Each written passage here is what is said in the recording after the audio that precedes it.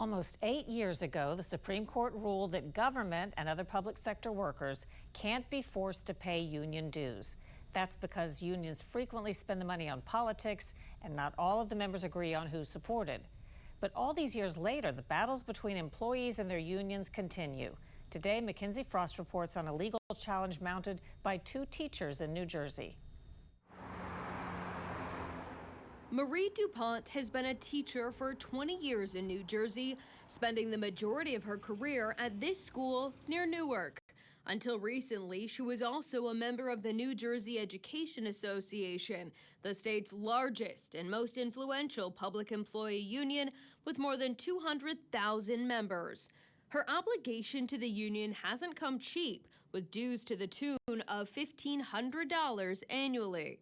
But now, DuPont and fellow New Jersey teacher Anne-Marie Pock-Lembo are suing their union, alleging leadership siphoned members' money to support the union's president, Sean Spiller, and his unsuccessful run for governor of New Jersey in 2025. That's why I'm asking you to stand with me right now as I run to be the next governor of New Jersey.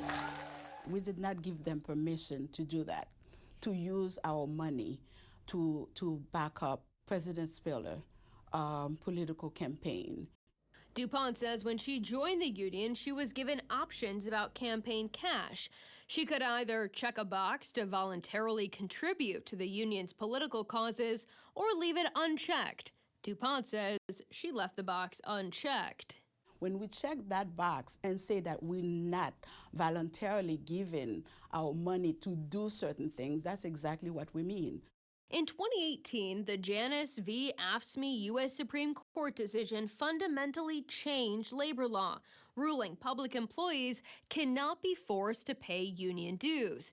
The Supreme Court has just handed down a decision involving unions. The court found that forcing public employees to pay mandatory fees to unions is the same as compelled speech and violates their First Amendment rights. But in New Jersey, DuPont argues her rights are being ignored. Her lawsuit claims the union's use of millions of dollars in member dues has been deceptive. It says the union steered the money to Garden State Forward, a political group created and controlled by union officials. Then, Garden State Forward sent $40 million to Working New Jersey, a super PAC run by union insiders and another group called Protecting Our Democracy. Both groups spent millions of that money on Spiller's campaign efforts, all while DuPont says some union members had no idea their dues were being funneled to fuel their union president's political aspirations. Has anyone from the union explained how this money from your dues went to these organizations when you made it clear that you opted out of that? No, never. We didn't get an answer. There is not a lot that union members can do to stop their union from sending their money to politics. David Osborne from the Commonwealth Foundation focuses on public employee rights and says the violations involving union spending are part of a national pattern. Unions have increasingly found themselves dipping into union membership dues as a source for political funds. What union officials have found it far easier to do is just take the really big pot of money, take a little bit off the top, and send it to another political organization who can do all the political spending from there.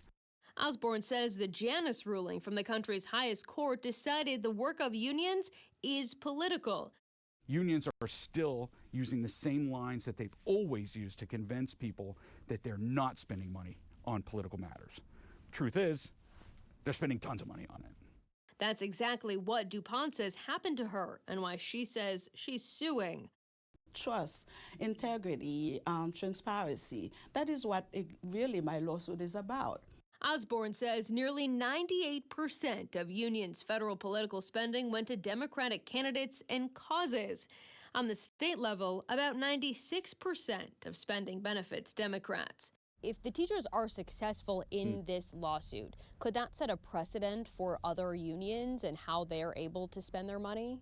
One of the things that I hope can come about from this is that a union that's faced with a lawsuit like this and maybe may have to reevaluate their own internal practices. In protest, DuPont decided to leave her union last July. a process that Osborne says unions intentionally make difficult. How difficult is it to leave a public sector union?